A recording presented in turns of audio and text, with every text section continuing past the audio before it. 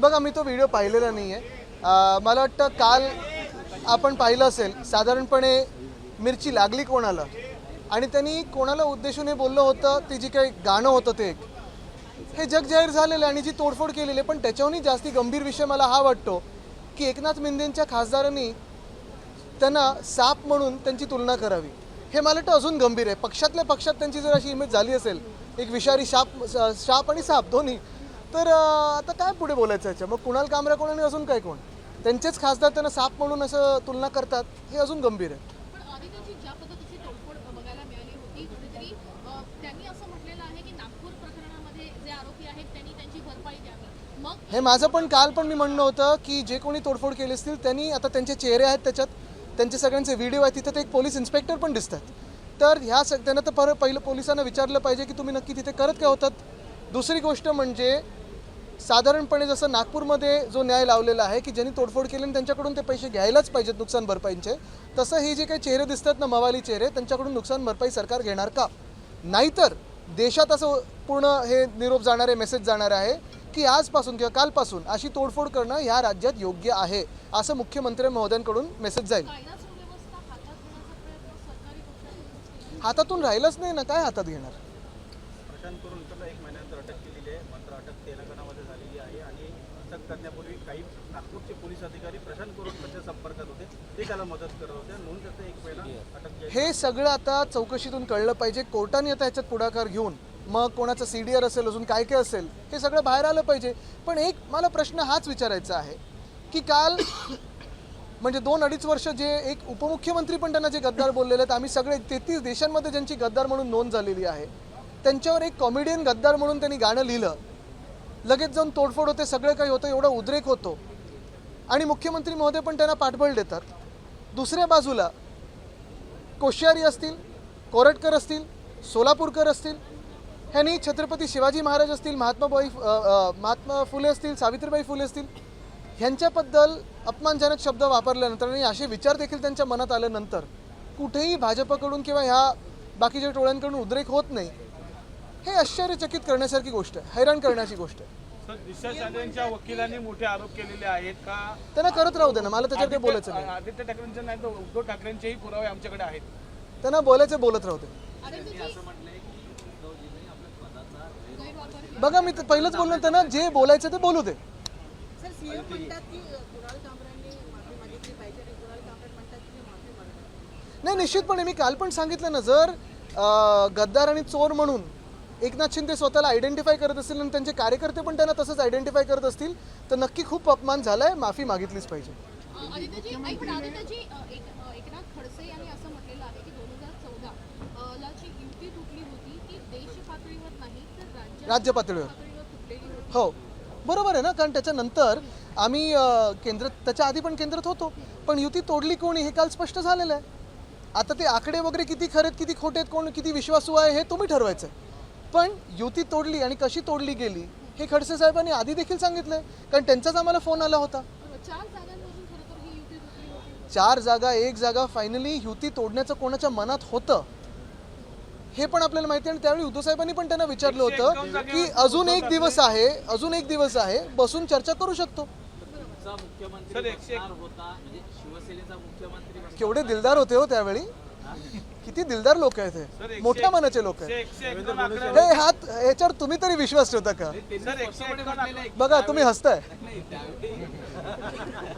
बघा 151 आकड्यावरती उद्धव ठाकरे ठाम राहिले, त्यामुळे आम्ही आकड्यावर वाकडे जाणारे लोक नाही हो. 100% हे आमचं म्हणणं नव्हतं कधी.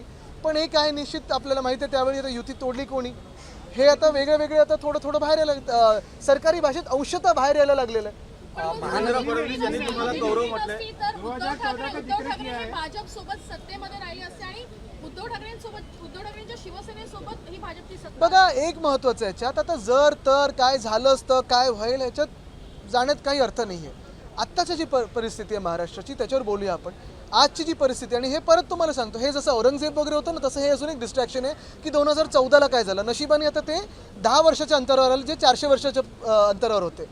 आजची जी परिस्थिती आहे, मी परत आपलं सगळ्यांचं लक्ष एकाच गोष्टींवर आणीन. उन्हाळा आता वाढत चाललेला आहे, दुष्काळी दिवस येतील, शेतकरी आत्महत्या आता वाढत चाललेल्या आहेत. ह्याच्यावर लक्ष केंद्रित करणं आपलं गरजेचं आहे. सोयाबीनचं जे आज प्रकरण झालेलं आहे, आपण पाहतोय गेले 2-3 आठवडे आम्ही न्याय मागतो त्या शेतकऱ्यांसाठी, त्याच्यावर हे सरकार बोलायला काही तयार नाही आहे. महिलांवर जे अत्याचार होतात त्याच्यावर सरकार बोलायला तयार नाही आहे. CBSEचा अभ्यासक्रम असेल किंवा वेळापत्र असेल हे आपल्यावर लादलं गेलेलं आहे, त्याच्यावर सरकार बोलायला तयार नाही आहे. हे जे महत्त्वाचे विषय आहेत, काल आम्ही रस्त्यांचा जो विषय घेतला होता त्याच्यावर मी अध्यक्ष महोदयांचे खरोखर अभिनंदन करतो आणि आभार मानतो मनापासून की त्यांनी आमच्या मनातलं काय ते ओळखलं आणि काल ज्या मी मागण्या केल्या होत्या त्याच्यावर निर्देश दिलेत. आता पुढची कारवाई महापालिकेकडून होईल का ह्याच्यावर आमचं लक्ष आहे. पण नगरविकास खात्याचे मंत्री येऊन थातूरमातूर काहीतरी करून गेले.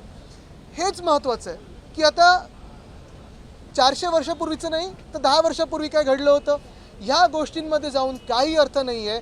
आत्ताच्या महाराष्ट्राच्या विषयांवर आपण बोलणं गरजेचं आहे. आज महापालिका आयुक्तांनी ज्या मुंबईतील निविदांमध्ये अनियमितता झालेली आहे या बाबतीत महानगरपालिकेचे आयुक्त आणि अतिरिक्त आयुक्त प्रकल्प यांनी या सगळ्या निविदांच्या बाबतीत आज आढावा घेतलेला आहे आणि या आढाव्यामध्ये एकनाथ शिंदेच्या जवळचे कंत्राटदार रडारवरती आहेत, कारण का त्या अनेक कंत्राटांमध्ये ही अनियमितता झालेली आहे. बघा तुम्हाला सांगू एक मान्य करायला लागेल की गगराणी साहेब जेव्हापासून महापालिकेत आलेत तेव्हापासून हे सगळे प्रकरणं आटोक्यात आणण्याचा प्रयत्न करत आहेत. अर्थात एक महत्त्वाचं आहे, आधी मुख्यमंत्री जे होते, जे घटनाबाह्य मुख्यमंत्री होते, ते दबाव टाकून आधीच्या पण म्युन्सिपल कमिशनरवर आपल्याला माहिती आहे काय काय कामं पास करून घ्यायची.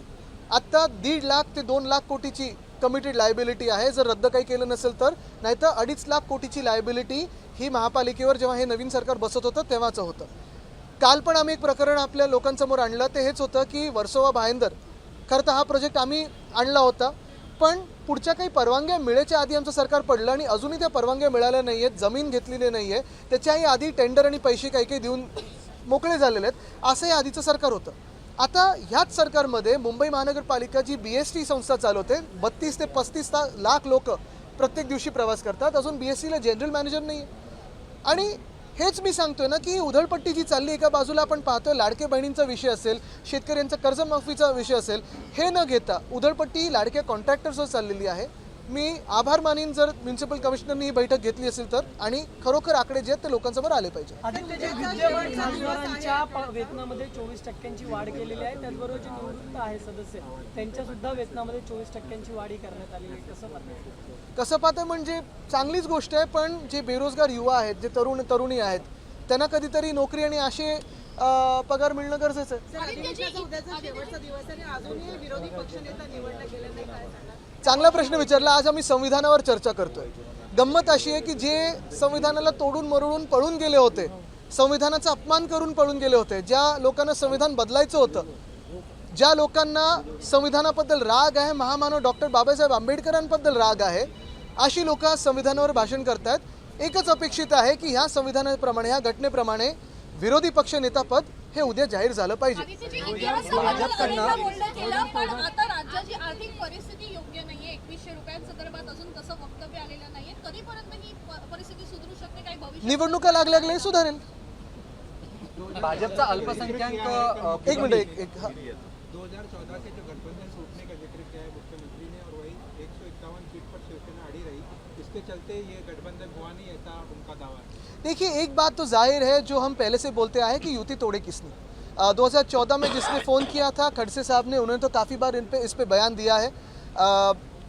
केंद्र सरकार में तो हम शामिल थे, यहाँ भी शामिल होने वाले थे. बाद में भी अरुण जेटली जी का फ़ोन आया, हमारी पुरानी दोस्ती थी, पुराने जो भाजपा के रिश्ते थे हमारे, उसी का आदर रखते हुए, उसी का स्वीकार करते हुए हम वापस उस सरकार में गए. तब फडणवीस साहब ने नेतृत्व किया था, वो CM थे. बात तो अभी धीरे धीरे बाहर आ रही है कि किस तरफ से युति तोड़ी गई थी. पहले तो हम पे इल्ज़ाम लगाया था, लेकिन युति तोड़ी थी वो भाजपा ने तोड़ी थी. तब भी हम हिंदू थे, आज भी हम हिंदू हैं, लेकिन युति तोड़ने का जो मकसद था वो भाजपा का था. जो हो वो सो हो. अभी तो उस बात पे कोई बात करके बदलने वाले नहीं है चीज़. ये 10 साल पहले की बात है, 11 साल पहले की बात है. बहुत सारी बातें उसके बाद हुई है. यही बात मैं कहना चाहता हूँ और उनका शुक्रिया अदा भी करना चाहता हूँ कि अभी 400 साल पहले से लगभग 10 साल पहले तक आए हैं टाइमलाइन में. कल तक आज के बाद पे आए तो बहुत बड़ी चीज़ होगी. भाजपकडनं संपूर्ण देशात अरे करून एक करू. कार्यक्रम सौगाती मोदी हा कार्यक्रम घेतला जाणार आहे. मुस्लिम मतदारांना कुठेतरी आकर्षित करण्यासाठी एक किट त्यांना दिलं जाणार आहे. आहेत ना आत हिंदुत्वावर बोलणारे त्यांना विचारा. आदित्य जी एकनाथ शिंदे इन्होंने कल ऐसा कहा है जो तोड़फोड़ हुई तो उन्होंने कहा कि वो एक्शन की रिएक्शन थी। रिएक्शन कभी प्लान नहीं होती है, और जो भी रिएक्ट करने वाले थे वो ऐसे बाहर आके, अगर आप देखें तो वहाँ पुलिस बंदोबस्त भी था। मेरा तो यही सवाल है कि इनसे जो भी नुकसान हुआ है उसकी कोई कॉम्पेंसेशन लेने वाले हैं कि नहीं, और फिर क्या इस राज्य में ऐसे रिएक्ट करने को आप लेजिटिमेसी देते हो? सर कुणाल ने पोस्ट किया है इंस्टा पे और कहा है कि मैंने ऐसा नया क्या कहा जिस पे बखेड़ा हो रहा है, ये मैंने वही कहा जो कभी अजित पवार ने कहा था। बिल्कुल। और देखिए ये क्लिप तो मैंने पहले नहीं देखी थी, इन्होंने तोड़फोड़ करने के बाद दुनिया भर ने क्लिप देखी है, और उसने तो नाम भी नहीं लिया था, इन्होंने खुद कह दिया, स्वयं कह दिया। लेकिन इससे भी एक गंभीर विषय ये है, चलो कुणाल कामरा तो कॉमेडियन है, उसको 1 मिनट के लिए बाजू में रखते हैं, खुद के सांसद इनको सांप बुलाते हैं, कैसे चलेगा? जहरीला सांप कहते हैं इनको। वो ये कह रहे कि आपको सुपारी दी। आदित्य अरे गद्दार ते आहेत, काल खेचून कोणी घेतलं अंगावर? आमचा हात पाय काय असण्याची गरजच नाही आहे त्याच्या मागे, कारण 33 देशांनी ज्याची नोंद घेतली आहे, कुणाल कामरा नाही घेऊ शकत नोंद?